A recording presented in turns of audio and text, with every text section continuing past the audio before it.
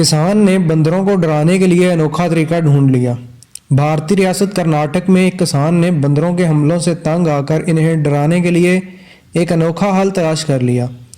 कर्नाटक के श्रीकांत गौड़ा नामी किसान ने अपनी ज़मीन पर बंदरों के झुंड को डराने के लिए रखवाली करने वाले कुत्ते को चीते की खाल की तरह रंग करने का सोचा और फिर ज़मीन पर रखवाली करने वाले कुत्ते के बालों को चीते की तरह धारियों वाले अंदाज में रंग किया और अब इसका ये अनोखा तरीका दुनिया भर में मशहूर हो गया। भारतीय टीवी के मुताबिक किसान ने बताया कि उन्होंने अपने कुत्ते के जिस्म पर चीते की तरह काली धारियां स्प्रे कलर से बनाई और साथ ही हल्का सफ़ेद रंग भी स्प्रे किया ताकि वो असली चीते की तरह नजर आए। उन्होंने बताया कि बंदरों का झुंड इनकी फसलों को ख़राब कर देता है और इन्हें उम्मीद थी कि इनका यह तरीका इस मसले में कारआमद साबित होगा। श्रीकांत गौड़ा नामी ने कहा कि उन्होंने न सिर्फ अपने कुत्ते को एक चीते की तरह रंग किया बल्कि अपनी ज़मीन पर चीतों के बड़े पोस्टर्स भी लगाए। श्रीकांत का कहना था कि इनका यह तरीका उम्मीदों पर पूरा उतरा है और वो दूसरे किसानों को भी इसकी तजवीज़ देते हैं।